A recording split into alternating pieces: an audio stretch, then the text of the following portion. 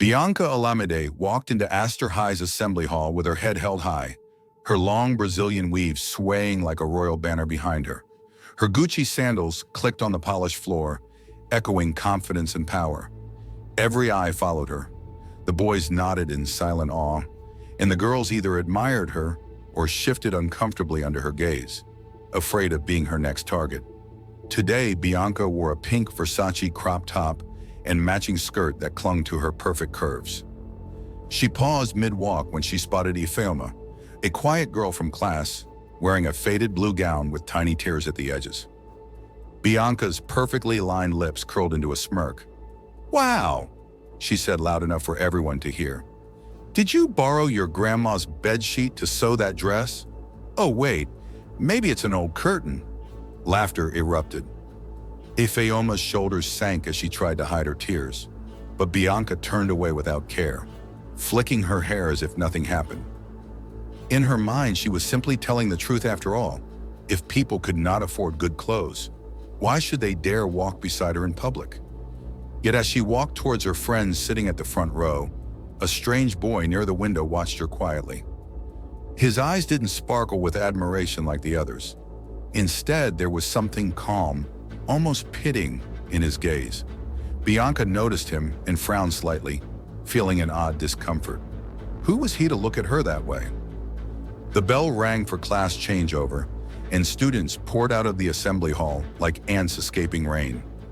Bianca strutted towards her locker, her friends swarming around her, showering compliments about her outfit, and laughing at her earlier insult to Ifeoma. Bianca smiled proudly, but her mind flickered back to the boy near the window. "Who is that new guy?" she asked, casually flipping her hair as she opened her locker. "Which one?" Tanya, her closest friend, replied, chewing her gum noisily. "The one sitting alone by the window, staring at me like he's blind or something." "Oh, that's Jide. He transferred here from some small village school. I heard his father's a bricklayer. He probably can't even afford lunch." Bianca rolled her eyes. "Figures," she said. "No wonder his shoes looked like they crawled out of a dustbin." Her friends laughed again, but as Bianca grabbed her textbooks, she couldn't shake off the image of Jide's eyes. They weren't dull or desperate like the other poor students she mocked. They were calm, unbothered, strong. That unsettled her more than she liked to admit. Later in the day, during economics class, she noticed Jide reading an old tattered textbook with focused eyes. Their teacher praised him for answering questions correctly, and Bianca felt irritation crawl up her chest. Who did he think he was, acting smart with his cracked glasses and rough palms? She decided she would teach him his place soon. No one upstaged Bianca Alameda, the queen of Aster High. Bianca waited for Jide after class, leaning against the corridor railings, her gold hoop earrings glinting under the sun. As he walked past, she cleared her throat loudly. He paused and looked at her with the same calm eyes that made her feel oddly exposed. "You're Jide, right?" she asked, her voice dripping with condescension. "Yes," he replied simply. She scoffed. "Let me give you a little advice. In this school, know your place. No one likes an attention seeker, especially when they wear cracked shoes and market boy shirts." Jide's eyes softened instead of narrowing. "Thank you for your advice," he said quietly. "But I came here to study, not to impress you." He walked away before she could reply. Her friends burst out laughing at his foolish bravery, but inside Bianca's chest, her heart thudded strangely. For the first time, someone had spoken to her without fear or admiration. At home that evening, Bianca's mother sat at her vanity table, reapplying her expensive makeup for a business dinner with her wealthy friends. "Remember, Bianca," she said without turning, "our image is everything. Poor people will only drag you down. Keep your standards high." Bianca nodded absent-mindedly, but her mind lingered on Jide's calm face. She shook her head. Why was she thinking about him? She had more important things to worry about, like her upcoming birthday party, which her parents were hosting at the Grand Pearl Hotel. Upstairs in her room, Bianca scrolled through Instagram, liking comments about her outfit earlier that day. But when she saw Ifeoma's post a small picture of her secondhand dress with the caption, "God loves me anyway," something pricked her heart. She quickly ignored it, typing on her status, If you can't dress well, please don't stress well. Her followers erupted with laughing emojis. That felt better. The following week, Bianca's birthday preparations took over the entire school's gossip circle. She had ordered custom-made invitations with gold foil, and her cake was coming from Lagos. Her friends squealed in excitement, dreaming of taking photos in their best clothes. One afternoon, as she passed Jeed in the library, she heard him ask the librarian for old newspapers to study for current affairs. She smirked. "Don't worry, I'll save you some cake crumbs from my party. That's the closest you'll ever get to tasting luxury." Jeed looked up from his reading, his eyes tired but still calm. "Thank you, but I'm allergic to pride." Bianca blinked, stunned. Her friends didn't laugh this time. They simply pulled her away quickly, whispering about how weird Jeed was. But Bianca felt anger churn within her. How dare he insult her like that? The night before her birthday, Bianca lay awake in her satin pajamas, staring at the chandelier lights reflecting on her ceiling. Her mother's words from earlier replayed in her mind. "Make sure your photos are perfect tomorrow. The wives of my business partners will be watching. Don't embarrass me." Bianca closed her eyes. Her mother's approval meant everything. She had learned since childhood that only beauty, class, and reputation kept their family high above others. She imagined the party, the lights, the cake, the compliments, and Jeed sitting alone somewhere in his dusty uniform. The thought made her chest twist uncomfortably. Why did she keep thinking about him? Bianca's birthday finally arrived. The Grand Pearl Hotel glittered with chandeliers and floral arrangements. She entered wearing a silver sequin gown that hugged her figure like royalty.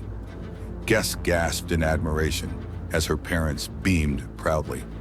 During the party, she posed for photos, cut her massive 4-tier cake, and danced with her friends. But amidst the music and laughter, she noticed a quiet figure sitting at the far end near the entrance, Ide. He wore a clean but simple white shirt and black trousers. Her mother frowned slightly, whispering, "Who invited that boy?" Bianca didn't answer. Her friends nudged her. "Ignore him. He probably came to beg for leftover food."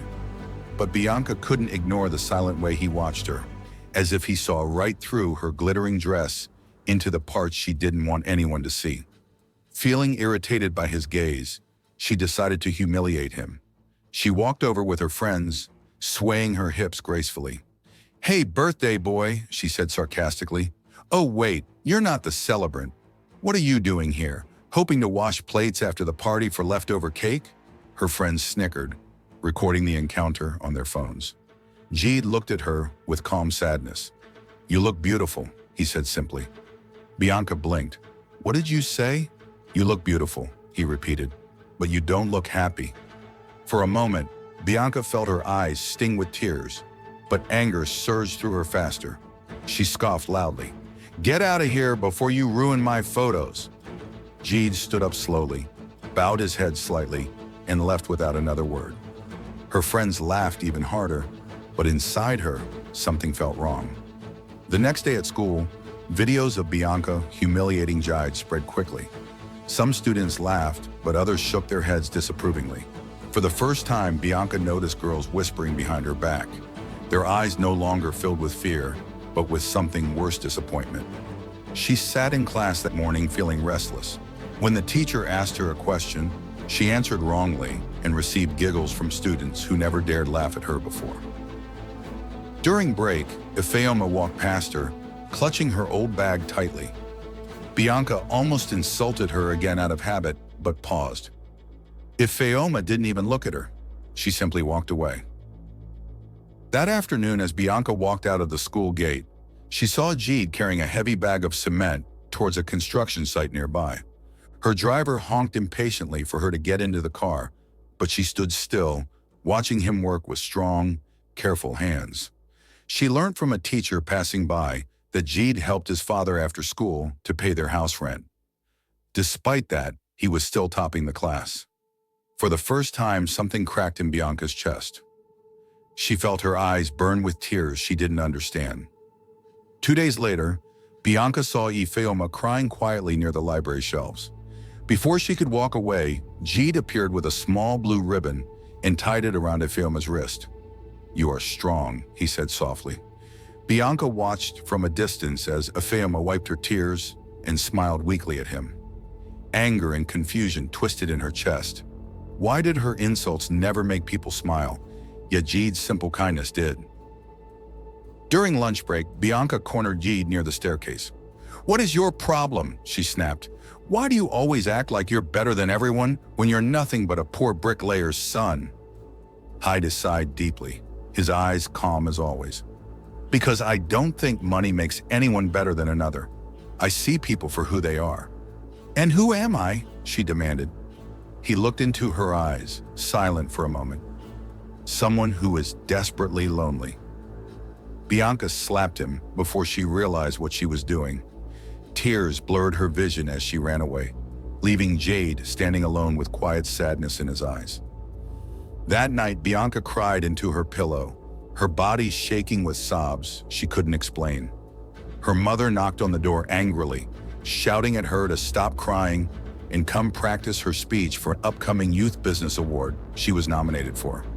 Wiping her tears quickly, Bianca obeyed, pasting a smile on her face. But inside, her walls were crumbling.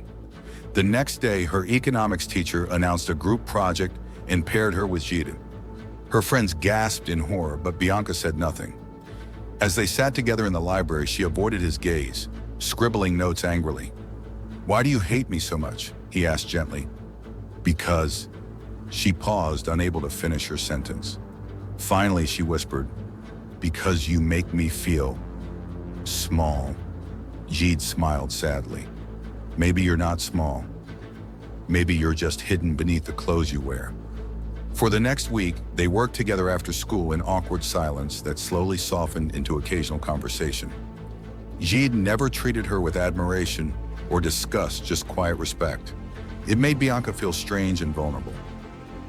One evening, as they worked on their presentation, Bianca looked at him and asked, "Don't you want to be rich someday?" Jeed shrugged. "I want to be comfortable and help my family, yes, but I don't want to lose myself chasing money." Bianca fell silent, his words echoing in places of her heart she thought were long dead. The night before their group presentation, Bianca couldn't sleep. She kept thinking about Jeed's words. She realized she didn't even know who she really was without her clothes, makeup, or insults. When dawn finally came, she felt drained. At school, as they stood before the class, Jeed spoke calmly, explaining their research with clarity and confidence. Bianca watched him with quiet awe.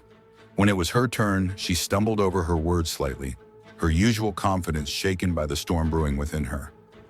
After class, Jeed smiled at her gently. "You did well," he said. For the first time in her life, a simple compliment felt worth more than thousands of Instagram likes. That evening, Bianca's mother saw her staring into space instead of preparing content for her beauty influencer page. "What is wrong with you lately?" she snapped. "Nothing, Mom." "Good. I want you to wear your red Givenchy dress tomorrow. Chief Alibi's son will be at the business dinner. You need to look your best." Bianca swallowed hard, nodding, as her chest tightened painfully.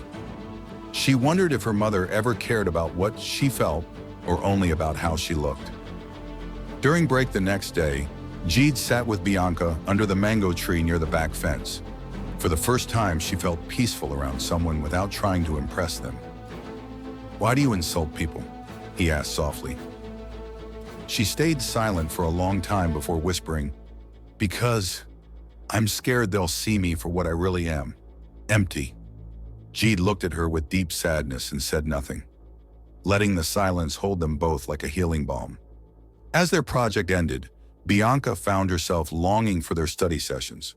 But when her friends teased her about sitting with Jeed, she laughed along to hide her shame. That night, she cried alone in her room, hugging her knees tightly. For the first time, the gold-plated mirror before her showed not a queen, but a lonely, frightened girl in designer pajamas. One morning, Jeed wasn't at school. Bianca felt restless all day, ignoring her friends' gossip about a secret scholarship competition happening soon. Later, she learned from the principal that Jeed was away writing an advanced scholarship exam for a full university sponsorship. Her chest felt tight with both pride and sadness. Would he leave and forget her forever? The day Jeed returned, Bianca found him near the old chapel behind the school. Without thinking, she blurted out, "I don't want you to leave." He looked surprised. "Why?" "Because," her voice trembled, "because you're the only person who makes me feel real." Jeed smiled faintly. "I won't leave your memory, Bianca, but I can't stay in a place that kills dreams. I have to go." She burst into tears as he gently held her hands. "Don't cry. Find yourself. There's more to you than silk and insults." On Jeed's last day at school, Bianca wore a simple white blouse and black skirt, shocking everyone. As he walked out of the gate, she stood there, eyes brimming with tears. "Goodbye, Jide," she whispered. He paused, turned back, and smiled at her with a calm love that burned deeper than diamonds. "Goodbye, Bianca. Stay true." The following weeks felt empty. Bianca stopped mocking others. At first, her friends laughed and said she was acting possessed. Then they began to drift away when she no longer entertained their insults. She spent her breaks alone in the library reading old books Jeed once read.